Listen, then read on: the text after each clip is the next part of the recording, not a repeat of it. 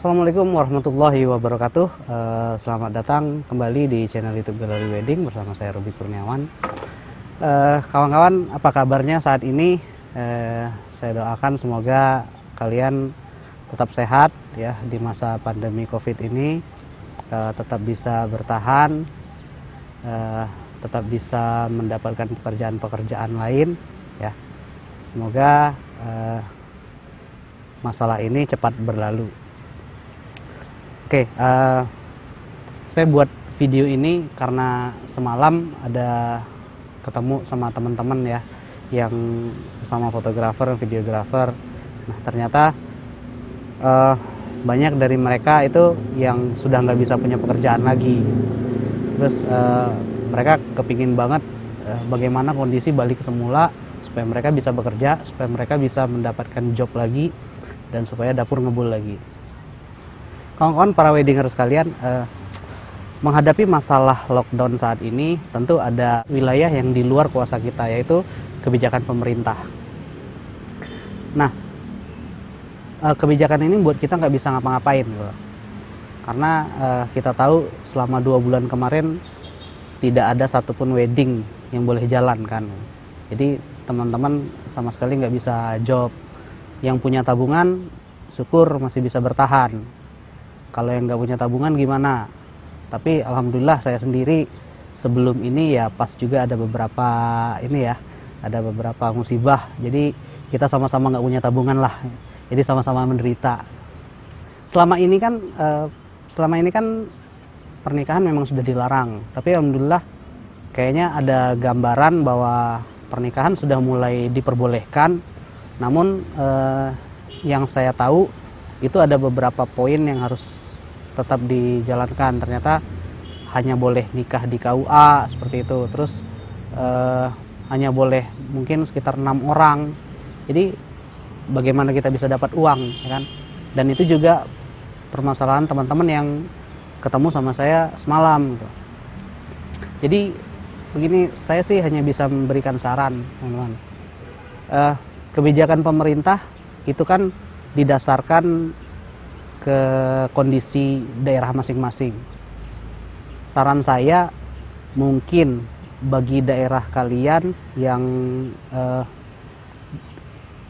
posisi kasus COVID-nya udah turun ya, PSBB-nya sudah mulai longgar, terus kegiatan kayaknya sudah mulai berjalan, kalian boleh sih cepat ngajak audiensi dengan bupati, wali kota atau gubernur ya. Ajak ini semua pelaku bisnis wedding.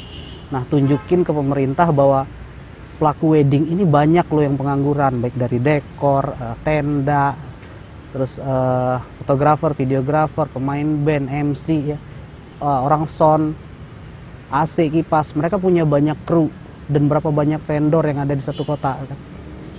Mereka semua belum tentu punya penghasilan lain dan juga belum tentu punya tabungan. Pasti juga banyak yang nggak dapat bantuan. Nah, poin itu dan data itu bolehlah dibawa ke pemerintah. Siapa tahu pemerintah setempat mau sedikit melonggarkan atau memperbolehkan adanya acara pernikahan dengan syarat-syarat tertentu. Nah, mengikuti protokol kesehatan. Kita bisa tunjukin misalnya kayak yang sebelumnya pernah viral itu wedding dengan virtual, oke? Atau kita tunjukin, Pak, kita bisa nih kalau bikin acara wedding di ruangannya dibatasin, tamunya misalnya pakai shift jam, itu WO bisa atur kan. Tamu mau datang di jam berapa, misalnya di jam ini 50 orang, di dalam ruangan cuma boleh 20 bergantian selama sejam gitu. Itu kan bisa. Terus misalnya foto, nanti kalau untuk foto pengantin dengan tamu ya pengantinnya tetap di atas panggung, tamunya di bawah untuk menjaga jarak, dibatasin orangnya. Mungkin itu bisa saran. Jadi di antara kita menunjukkan bahwa banyak teman-teman kita yang nggak punya penghasilan, terus kita bisa menunjukkan bahwa ada nih cara biar resepsi aman gitu. Semoga itu bisa menjadi jalan buat kita bisa mendapatkan pekerjaan lagi. Terus bagaimana dengan daerah yang masih sempit ya, jadi masih boleh mengadakan wedding tapi cuma boleh di KUA, terus boleh cuma sedikit. Nah itu mungkin kita harus berpikir lebih detail lah, kita berpikir bagaimana dengan acara yang cuma di KUA ya, acara yang cuma akad nikah, kita bisa dapatkan pendapatan yang cukup walaupun nggak besar. Tapi jangan sampai gara-gara cuma nikah di KUA terus pengantinnya cuma minta, "Bang, foto serol aja bang," gitu kan. Ya kita mau makan apa kan gitu. Jadi mungkin kawan-kawan punya banyak pengalaman yang lebih lah. Foto itu bisa dijadikan apa yang biasanya yang mungkin bisa menaikkan harga jual kita kan. Atau diajak juga pengantinnya, udah habis dari sini kita foto di luar, bikin paket-paket yang menarik. Intinya tuh supaya kita dapat pembayaran yang cukup untuk memenuhi kebutuhan kita. Itu aja dulu gitu. Nah, terus yang terakhir, bagaimana dengan daerah yang sama sekali tidak boleh ada pernikahan. Di sini sebenarnya ada beberapa peluang lah ya. Baik yang kalian mau misalnya banting setir ke tempat lain, ataupun yang cuma bisa di bagian sini, saya cuma bisa megang kamera dan megang laptop gitu. Tapi kalau misalnya yang bisa di luar, saya jelasin yang bagian luar dulu ya. Kalau misalnya kalian mau banting setir, itu ada beberapa peluang usaha. Intinya selamatkan dapur dulu, selamatkan anak dan istri dulu, selamatkan karyawan-karyawan kita dulu. Apa sih yang bisa kita kerjakan selama ini, selama COVID ini? Sebenarnya saya ada merangkum beberapa dari guru saya, Mas Jaya Setiabudi. Ada beberapa pasar potensial selama lockdown. Ya. Pertama, pahami dan ikutin journey orang ya selama di rumah. Mereka ngapain aja selama lockdown, dari pagi sampai sore. Ya. Mereka rebahan kah? Atau mereka kerja di rumah? Apa masalah mereka? Nah, masalah-masalah mereka itu bisa menjadi peluang usaha untuk kita. Mereka yang kerja di rumah, mereka butuh makan, ya. Mereka nggak mau keluar, kita bisa jual makanan yang frozen food, itu yang paling banyak dicari karena mereka pengen masak sendiri, sehat. Kemudian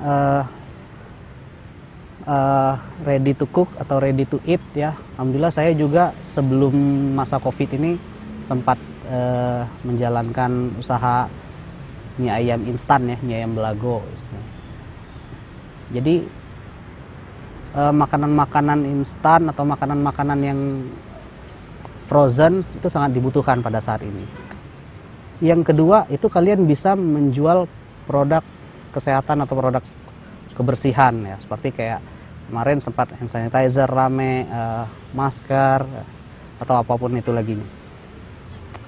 Ketiga, produk herbal, minuman-minuman kesehatan, minuman-minuman stamina, ya, vitamin, itu sangat dibutuhkan untuk saat ini. Nah, yang keempat, kita bisa juga lihat orang yang ada di rumah, itu yang kerja di rumah, rata-rata mereka nggak bisa kerja, karena anak juga di rumah, mereka terganggu. Jadi mereka butuh mainan untuk anaknya. Bagaimana anak ini bisa main sendiri, nggak pakai HP, ya, tapi tidak mengganggu mereka untuk bekerja.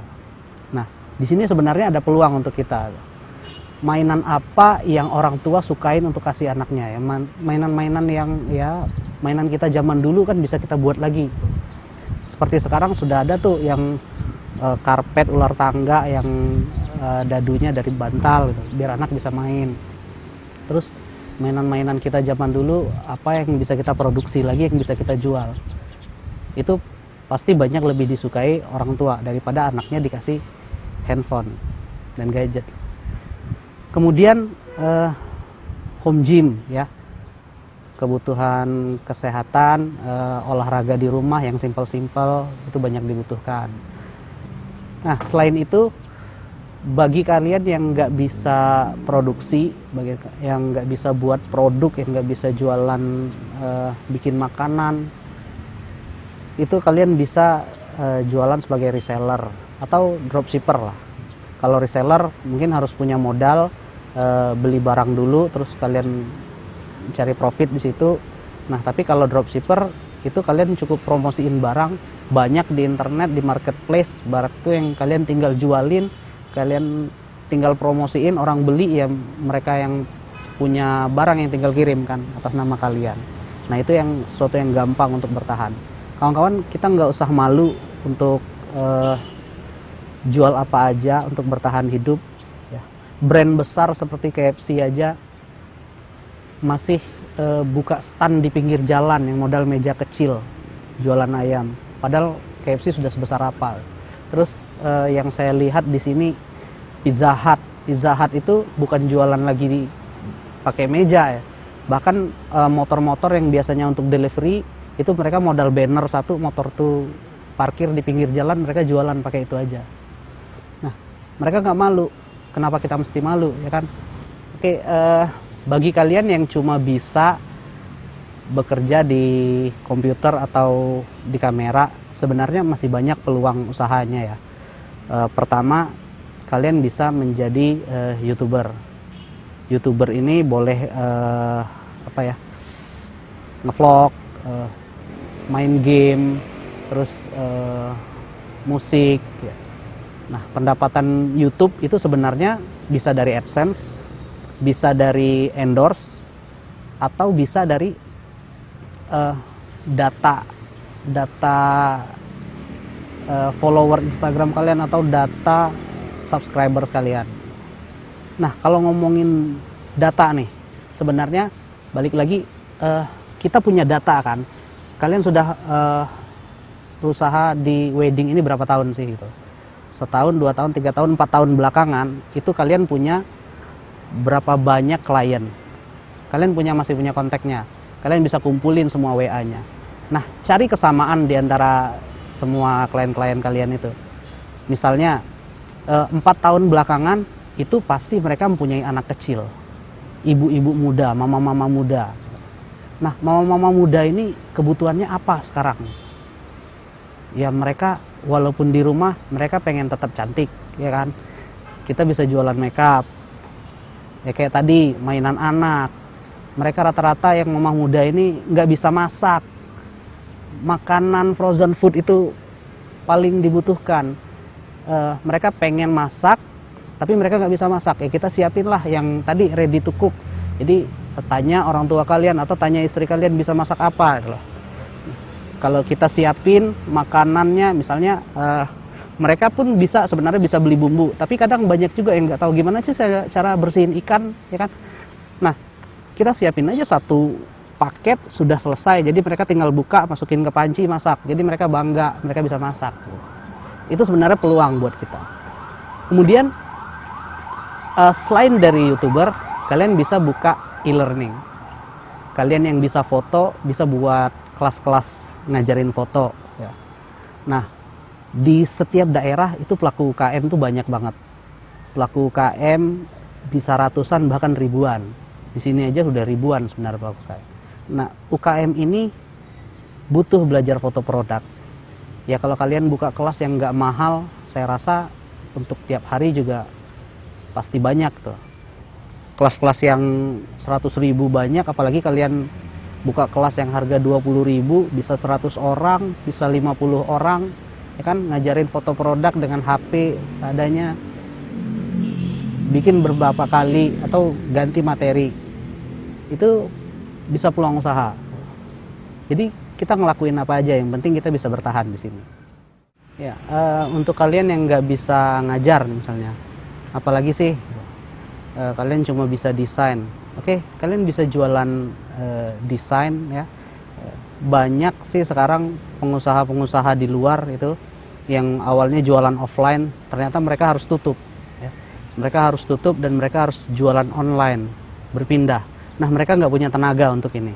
Makanya ini peluang kalian sebenarnya. Kalian bisa bikinin desain, bikinin konten untuk mereka, untuk promosi. Atau kalian sekalian jadi internet marketer ya. Jadi kalian bikinin kontennya, kalian promosiin, ya semacam secara simpelnya admin medsos mereka lah gitu. Selain itu di sekolah-sekolah itu ada juga peluang. Banyak sekolah swasta yang hanya punya jadwal Zoom meeting sekali atau 2 kali. Karena apa? Karena mereka susah nemuin jadwal antara guru dengan sekian banyak siswa satu kelas untuk belajar bersamaan. Nah, siswa itu mungkin punya keterbatasan orang tuanya, ada yang masih kerja ya. Jadi ada yang nggak punya fasilitas handphone sendiri di rumah. Nah, kalian bisa tawarin sama kayak video-video ruang guru kan. Kalau ruang guru kan ya dibayar per orang harus bayarnya. Kenapa nggak sekolah itu kita bikinin ya udah gurunya ngajar, kita videoin. Sesimpel aja. Gitu. Ngajar videoin biar harga murah tapi kerjaan nggak terlalu susah. Gitu. Nah, itu banyak sebenarnya. Berapa banyak satu kelas saja kita bisa bikin berapa banyak video kan. Nah, itu sebenarnya ya pintar-pintar kita lagi nawarin ya, pintar-pintar lobbyan. Karena sekolah-sekolah swasta itu masih mempunyai anggaran. Ya sejauh ini gurunya nggak ngajar tapi SPP nggak pernah dipotong. Sama, saya juga anak saya swasta, saya ngerasain gitu. Anak saya belajar apa ya, tapi SPP full. Nah, kalaupun ada kebijakan yang khususnya bagi yang terdampak itu maksimal dikasih potongan 10% ya, 10% cuma berapa lah gitu. Intinya mereka punya dana yang banyak. Nah, itu bisa kita gali untuk peluang usaha kita. Selain itu juga mungkin mereka yang di rumah-rumah ini, orang tua sama anak semakin banyak di rumah, mungkin mereka semakin banyak foto ya. Kalian bisa tawarin foto keluarga pertama atau juga cetak foto ini nih, album foto. Jadi mereka boleh kirim foto dari handphonenya, kalian desainin album, cetak photobook gitu kan. Nah, itu bisa peluang juga. Sebenarnya banyak sih kawan-kawan ya.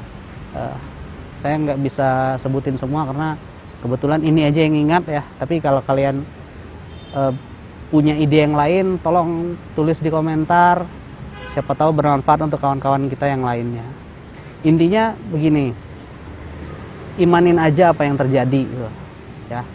Saya kutip dari guru saya itu, rezeki dan ajal itu ibarat peluru di medan perang. Tak akan tertukar kalau itu udah jatah kita. Jadi ambil hikmah dari semua ini, pasti akan ada hikmahnya ya. Kita jalanin aja, nggak perlu malu. Karena bertahan hidup itu lebih penting daripada malu ya. Terima kasih kawan-kawan, semoga kita semua tetap selamat, tetap sehat ya. Dan semoga pandemi ini bisa berlangsung, bisa berakhir dengan segera. Jangan lupa jika video ini kira-kira bermanfaat, tolong di-share ke teman-teman yang lain ya. Mungkin berguna bagi mereka. Terima kasih kawan-kawan. Assalamualaikum warahmatullahi wabarakatuh.